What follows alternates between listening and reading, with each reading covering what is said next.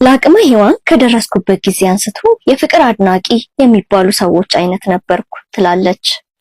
ዘሪቱ ከበደ የሙዚቃ ሰው ብቻ ሳትሆን የብዕርን ሰው መሆኗን ያሳየችበት ከልጅነት እስከ ልጁነት የተሰኘውን መጽሐፍ ስንቶቻችሁ አንብባችሁታል? ይህ መጽሐፍ ዘሪቱ በሙዚቃዎቿ የምታንጸባርቀው ጥልቅ ሐሳብ አሁን ደግሞ በቃላት ገልጻ ያቀረበችበት ድንቅ ስራ ነው። መጽሐፉ የራሷን የህይወት ጉዞ፣ የልጅነት ትዝታዎቿን እና ወደ ጥበብ ዓለም ስትመጣ የነበሩትን ውጣ ወረዶች በግልጽ የምትናገርበት ነው። በተጨማሪም ዘሪቱ በሙዚቃዎቿ ግጥምና ዜማ ድንቅ ሰው መሆኗ ይታወቃል። በመጽሐፏም ደግሞ ይህንን ጥበብ ብቃቷን ወደ ስነ ጽሑፍ አምጥተዋለች። ስለ አጻጻፍ ስልቷ ውበት ለመረዳት ቀላልና ማራኪ መሆኑን ለማየት እንግዲህ መጽሐፉን ማንበብ ያስፈልጋል። ስታነቡት አንዳንዴም ልክ ከቅርብ ጓደኛችሁ ጋር ቁጭ ብላችሁ የምታወሩ አይነት ነው የሚመስለው። ሁላችንም ዘሪቱን በመድረክ ላይ እናውቃታለን። መጽሐፉ ግን ከመድረክ ጀርባ ያለችውን እውነተኛዋን ስሜታዊዋን ዘሪቱን እንድናይ ያደርገናል።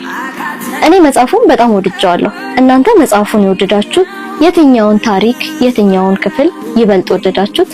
ኮሜንት አድርጉልኝ። ያላነበባችሁትም ደግሞ አንብቡት እላለሁ። ከልጅነት እስከ ልጁነት ዘሪቱ ብዙ ነገሯን አውጥታ ያሳየችበት ድንቅ መጽሐፍ ነው። ስታነቡት ደግሞ የበለጠ ስለሷም በደንብ ታውቃላችሁ እና ልጅነት ወጣትነት ደግሞ ምን ያህል ዋጋ እንደሚያስከፍልም ታዩታላችሁ።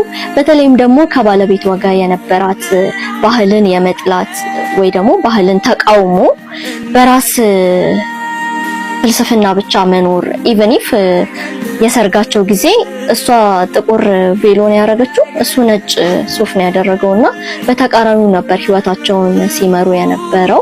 ባህልን በዙሪያችን ያሉ ሰዎች የሚያደርጉት የተለመዱ ነገሮችን ማን ነው ትክክል ያለው ብለው ነበረ አብረው ሲኖሩ የነበረው። እናትና የአባቷን የእድሜ ልዩነት ሁላ በጣም ብዙ የሚገርም ታሪክ አለው የዘሪቱ መጽሐፍ። ከልጅነት እስከ ልጅነት ብታነቡት እናንተም ጥሩ ትምህርት ትወስዱበታላችሁ ብዬ አስባለሁ። የመጽሐፍ አስኳሉን መርጠን ለእናንተ የምናቀርብበት ፔጅ ነው። ፎሎ እያደረጋችሁ ቤተሰብ ሁኑ። እናመሰግናለን።